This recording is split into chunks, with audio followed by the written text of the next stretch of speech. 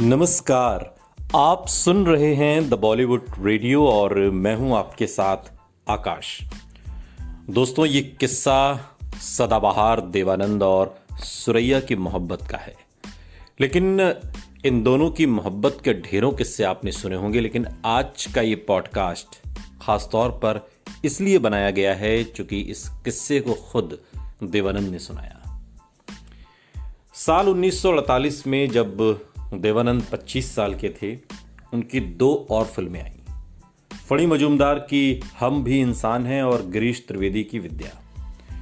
पहली फिल्म की हीरोइन रमोला थी, जो 1951 में निर्देशक विजय महात्रे की फिल्म स्टेज में उनकी हीरोइन बनी। इनमें विद्या फिल्म इसलिए महत्वपूर्ण है क्योंकि इस फिल्म में सुरैया पहली बार देवानंद की हीरोइन थी और इसी के सेट पर दोनों के बीच मोहब्बत परवान चढ़ी।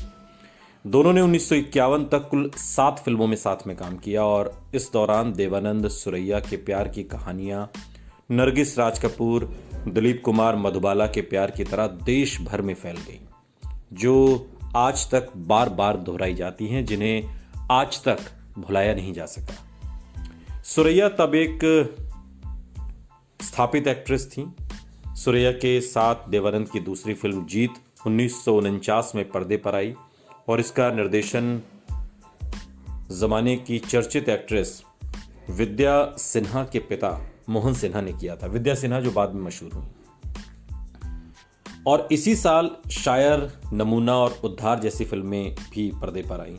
शायर में देवानंद के साथ सुरैया और कामिनी कौशल, नमूना में कामिनी कौशल और उद्धार में मुनव्वर सुल्ताना और निरूपा राय थी।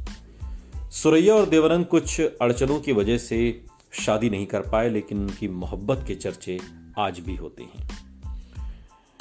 देवानंद ने इस प्रेम कहानी को लेकर एक इंटरव्यू में खुद क्या कहा, वो सुनिए। सुरैया से मेरी पहली मुलाकात फिल्म जीत के सेट पर हुई थी, जिसमें हम दोनों पहली बार साथ आ रहे थे। वो सुरैया का शासनकाल था, यानी कि उनका दबदबा इंडस्ट्री पर था और मैं फिल्म इंडस्ट्री में अपने पांव जमाने की कोशिश कर रहा था। हम दोनों चुंबक की तरह नजदीक आते चले गए।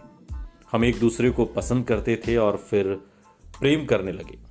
मुझे याद है, मैं चर्चगेट स्टेशन पर उतरकर पांव मरीन ड्राइव में कृष्ण महल जाया करता था, जहां सुरैया रहती थी।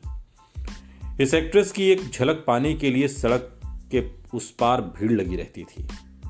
हम लिविंग रूम में बैठा करते थे। सुरैया की माँ ने तो हमारी मोहब्बत को एक तरीके से स्वीकार कर लिया था, पर उनकी नानी मुझे गिद्ध की तरह देखती थी।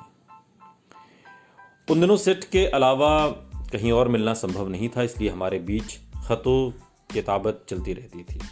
हम शादी करना चाहते थे, लेकिन सुरैया अपनी नानी की मर्जी के खिलाफ जाने को तैयार नहीं हुई। उनके घर कई लोग आने जाने लगे थे, जिससे वो भ्रमित होने लगी। निहित स्वार्थी तत्वों ने हिंदू मुसलमान की बात उठाकर हमारे लिए और ज्यादा मुश्किलें पैदा कर दी। उन दिनों की पत्रिकाओं में भी गुलकपाड़ा खूब मचाया गया, खूब हंगामा हुआ। हमारा अफेयर रोजाना सुर्खियों में रहता और छपता था। एक दिन नानी के हुक्म का पालन करते हुए सुरैया ने मुझे नो कह दिया। मेरा दिल टूट गया। उस रात घर जाकर चेतन के कंधे पर सिर रखकर खूब रोया और उन्हें अपनी सारी दास्तां सुना दी। ये मेरा स्वभाव नहीं है, मुझे ऐसा नहीं करना चाहिए था, लेकिन जीवन के उस दौर में हर एक के साथ कुछ ऐसा घटता है। आज मैं समझता हूं, जो हुआ अच्छे के लिए हुआ, लेकिन काश कि ये न हुआ होता। सुनते रहिए द बॉलीवुड रेडियो, सुनता है सारा इंडिया।